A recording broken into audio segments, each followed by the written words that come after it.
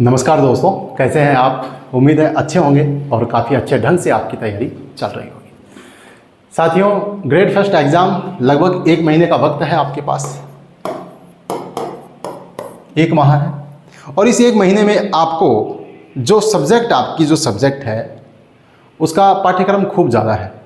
अब इसीलिए पहले कहा जाता है कि भैया जब पाठ्यक्रम ज़्यादा हो तो कंटेंट कम से कम रखने की कोशिश करना। कंटेंट इतना ही रखना जिसका रिवीजन हो सके।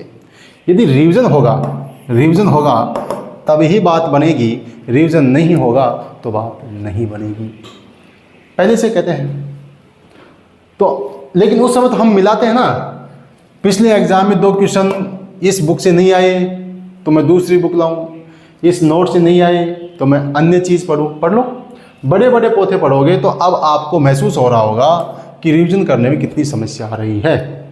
1 बार पढ़ने से कुछ नहीं होता, 2 बार पढ़ने से भी कुछ नहीं होता, कम से कम 4-5 बार ढंग से रिवीजन नहीं होगा तब तक बात नहीं बनती है। बहरहाल जो भी आपका कंटेंट है, जिसके भी साथ आप गए हैं, कोई बात नहीं, आप उसके साथ कंटिन्यू रहिए। कुछ 2-4 बातें आप ध्यान रखना।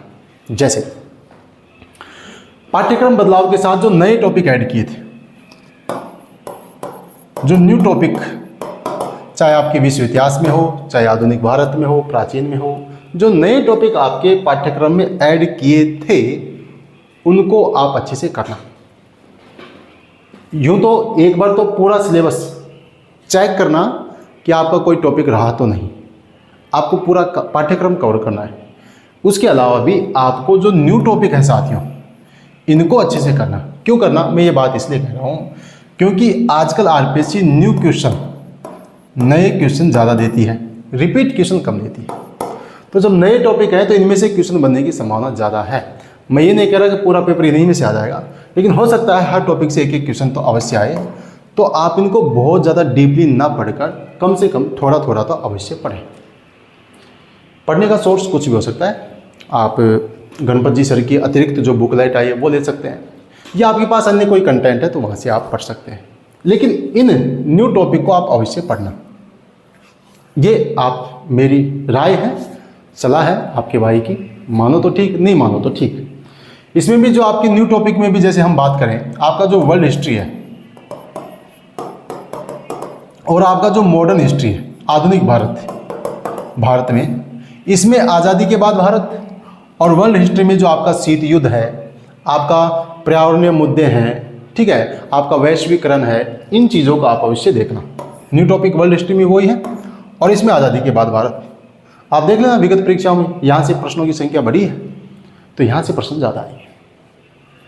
अब खैर कंटेंट जो आपने लिया कोशिश करो सब चीज़ों को साइड में पटक दो और आपके जो नोट्स हैं, आपने जो गाइड है, जो भी आपने पढ़ी, उसको बस उसी को पकड़ के बैठ जाओ, उसी को रट्टा मारना है, उसी को बार बार पढ़ना है। लास्ट टाइम है, सब कुछ साइड में पटक दो।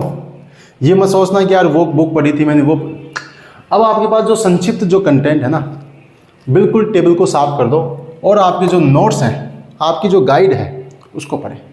अब आपने कई पुस्तकें पढ़ी हैं, वो समेटने में नहीं आ रही, उसका तो मैं क्या करूँ। इसलिए शुरुआत में कहा जाता है कि कंटेंट कम रखो ताकि आप रिवीजन कर सकें।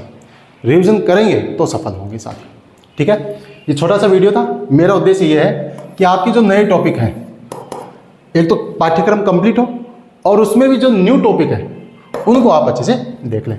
बाकी यदि आप कमेंट करेंगे तो वर्ल्ड हिस्ट्री के जो न्यू टॉपिक हैं वो मैं कोशिश करूँगा इस पर आपको करवाऊँ।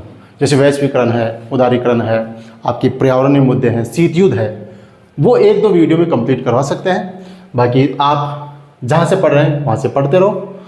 गणपत जी सर की अतिरिक्त बुकलेट आई है, वहाँ से भी आप पढ़ सकते हैं, ठीक है साथियों।